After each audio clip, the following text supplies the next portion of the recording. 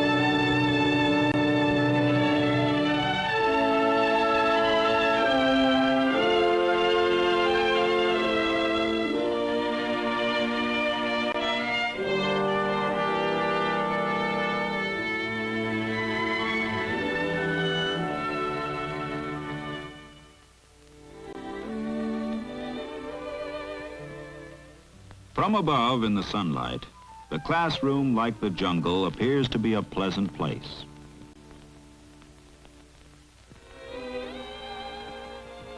Bill sits serene in his spot of class leader. Mrs. Dean is not unaware of the forces at play below the surface. But liking children, she is not afraid to look at them honestly.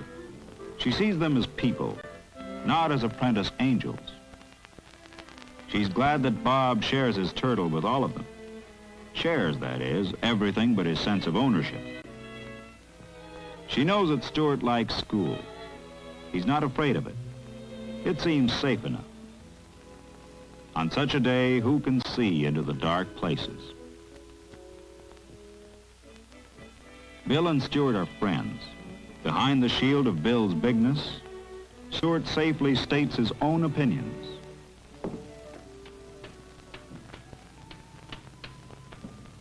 Any other nomination? Stuart. I nominate Bill. Who seconds that nomination? Gary? I second nominate Bill.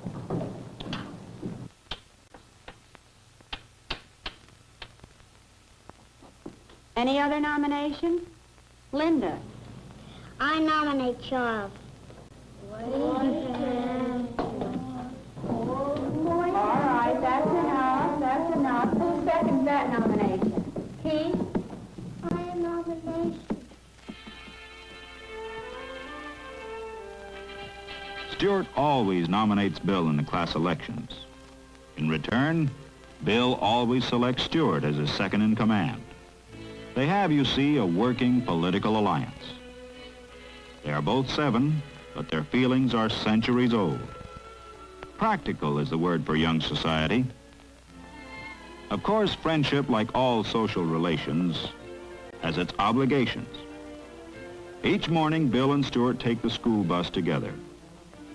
If all goes well, that is.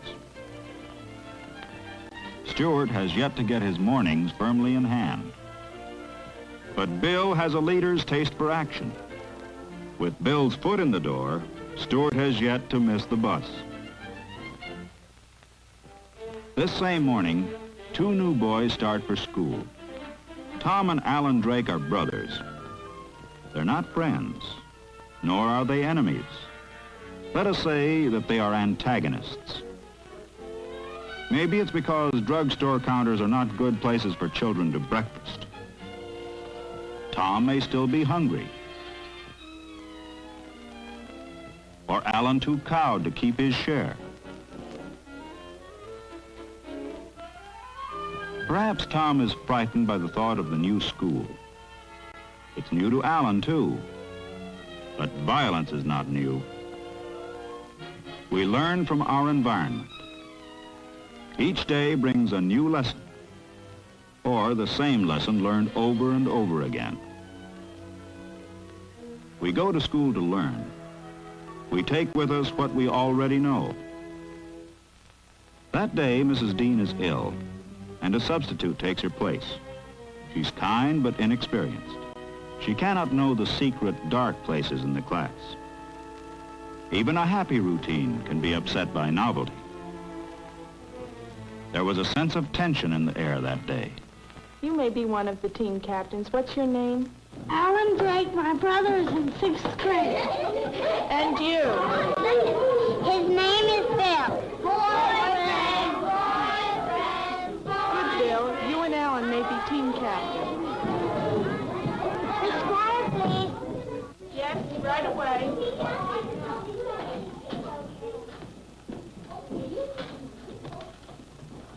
You two go ahead and choose your teams. I'll be back right away.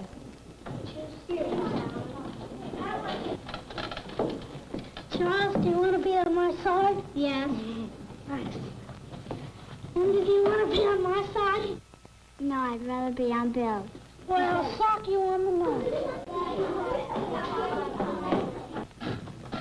Want to be on my team? Who else is on your team? Caroline, Charles, and a few others. Okay, Al. Come on, let's get going. I picked Stuart. I'm on his team. You're a big stinker. Nobody will call me a stinker. Stuart, go up to my desk.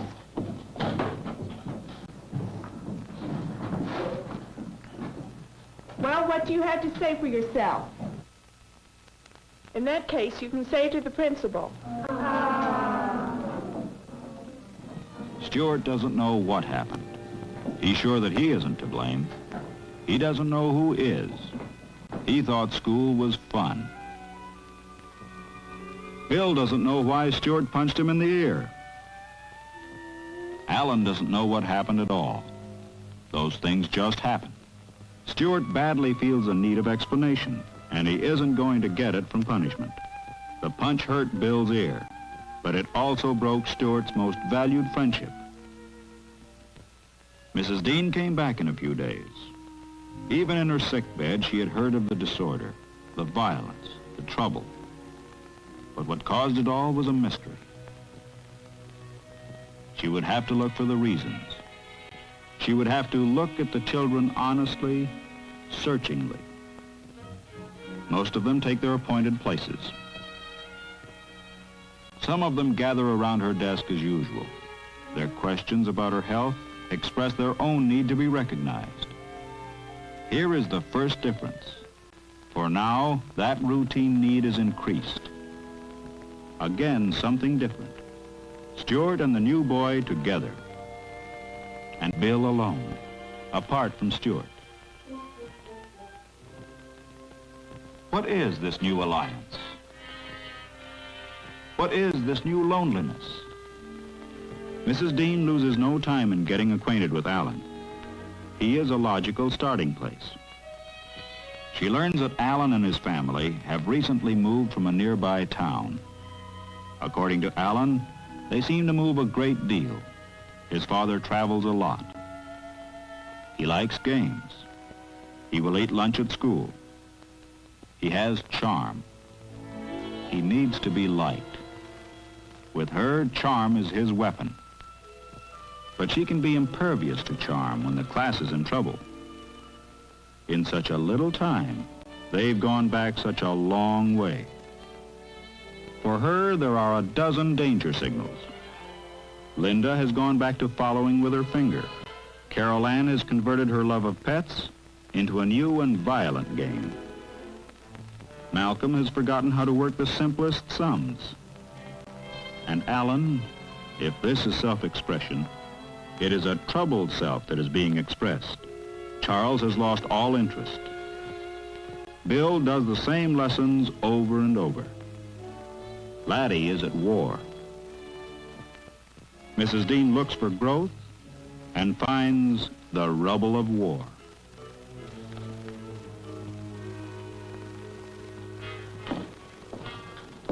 Next week, it is our turn to provide a flag bearer for the school's color guard. Rather than my appointing someone, suppose you choose somebody, as we often do in other things. Write the name of the one you want on this paper.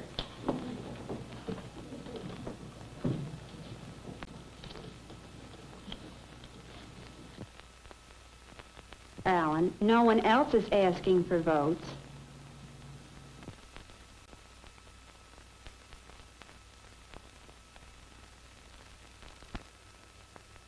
Please pass your ballots to the front of the room. Come on, pass them up now. All right, Philip, you pass yours over here to Lindley. Tracy over to Philip. Mary over to Donald. All right, Charles, suppose you be our recorder. You may go to the front. And Donald and Tom, suppose you be our tellers. Donald, we'll let you open the ballot, and Tom, suppose you read them to Charles. Pete?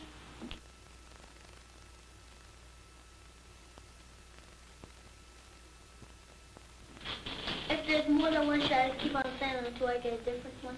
Oh, yes, you keep reading each one, and suppose you put them on Lindley's desk as they're read. Alan,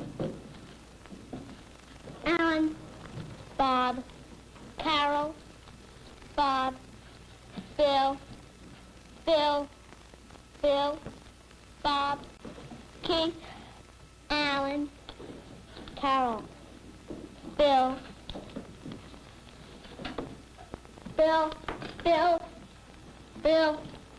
Carol, Bob, Carol, Bill, Carol, Keith, Bob, Keith, Bill. All right, Charles, you may go to your seat now. Thank you very much. You've done a nice job. It looks to me, class, as if Bill is our winner.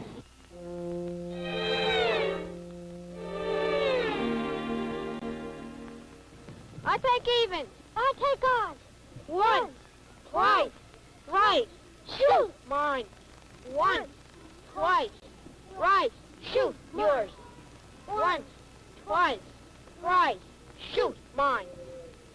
I pick Stuart. I want Stuart. I'm already on his side. Well, I'll suck in the nose if you don't play on my team. The heck with you. You always want to fight. I heck with you! So, simply, the status quo is restored. The rejection of Alan gives the class a sense of momentary relief. Of course, the problem of Alan still remains. Hi, Alan. Why aren't you playing with again? The Stuart wouldn't be on my side. Ah, you big baby.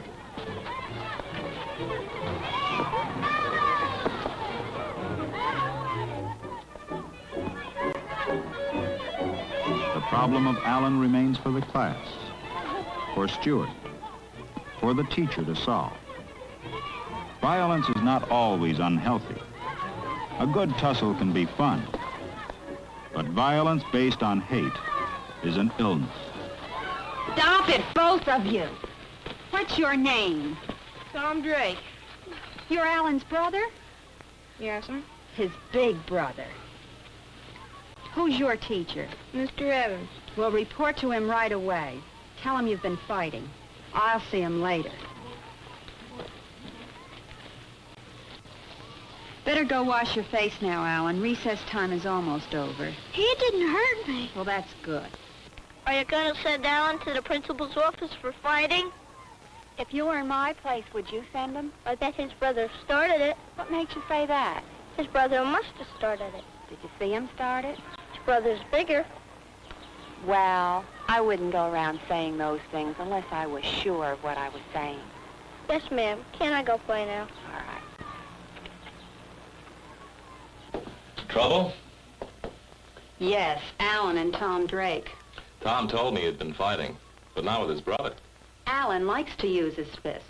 Maybe he learned that from Tom. Oh, it's like that? Know anything about the family? No, I talked about seeing the father once or twice, but Tom got so upset I decided not to. It doesn't sound good. You know, I've had a feeling about Alan, the way he pulls at the other children and tries to hang on to me. He's hungry for something. Love, attention. Maybe both of them should be put on Mary Askett's list. Let her see both of them, and the parents. You know, I think you're right. This is exactly where child guidance ought to come in. And let's not wait until real trouble develops. Of course, as far as Alan is concerned, real trouble is already here. Oh, yes? Well, nothing in particular, just the general situation in the class. It's all stirred up. That bad, huh? You think Alan should be moved? No, not that bad. But I can't let it go on. I know what I'll do. This afternoon, the human relations discussion. This is a problem that's real close to home. What do you think? I think you should do it. It's time for our story period now. Instead of reading you a whole story, I'm going to tell you part of one, and then we can talk about it. As you know, some of our stories have been about many things. Some of them have been about people. And this one I'm going to tell you today is going to be about people. In the problem, there are two girls who are sisters. One is 6 years old, and the other is 10.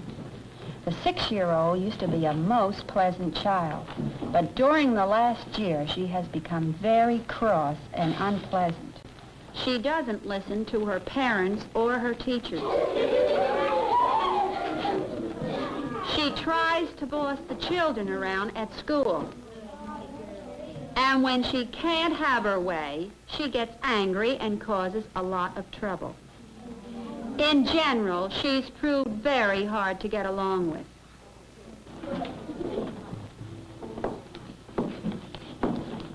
I want you to put yourself in the place of the child's teacher and tell me what you would do in this case. Now think of some of the ways teachers and other people have solved the same kind of a problem in the stories I've read to you. Now what do you think the teacher might do in this case? Malcolm? Punish her. Maybe something happened to her. Make her stay after school. Don't let her have any recess. Maybe she's sick. Find out what made her so bad all of a sudden. Yes, find out how she became so bad all of a sudden. The teacher who had this girl in her class found out that she was being picked on by an older sister. Now, how do you think being picked on by an older sister made her feel? She might fight back. She may want to pick on others. Well, they won't like her if she picks on others. She'll have no friends if she keeps up, she won't. Yes, and when the teacher thought about this, how being picked on may have made this little girl feel that she had to fight in order to prove herself, the teacher decided to do something about it. One of the little girls in the classroom said that this girl could do some fine weaving, so they had her bring that to class to show. She also became a good reader, and the class often had her read to them. The discussion goes on under Mrs. Dean's guidance, and the whole class is involved emotionally. But Alan is offered an escape from uneasiness, while Stuart senses some vague parallel, and Bill sees actual application. Each one in the class learns what he is ready to learn.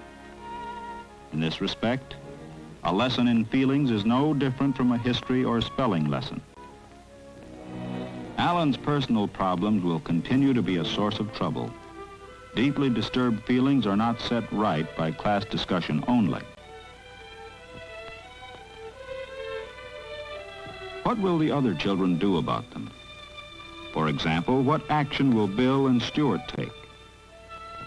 Will the discussion bring concrete results? Is Bill any more understanding now? Can he do anything about it? Will Stuart apply the story? When we have learned cause, we are equipped to deal with effect. We can learn. Some hidden things live only in darkness. Some hidden things die in the light.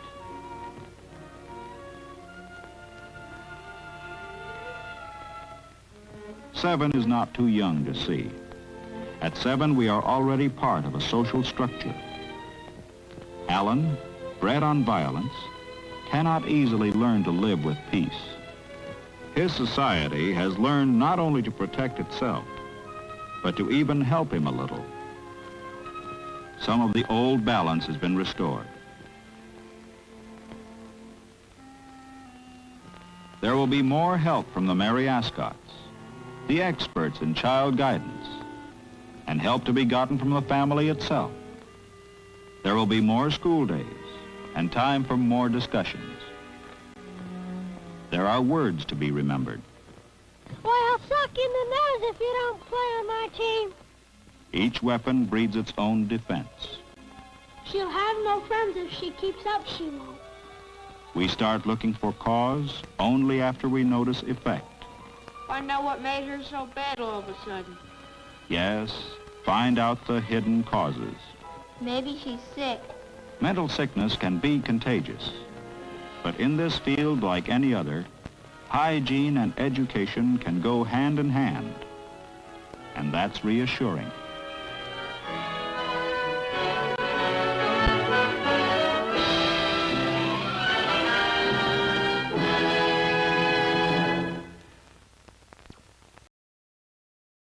This has been a presentation of the Library of Congress. Visit us at loc.gov.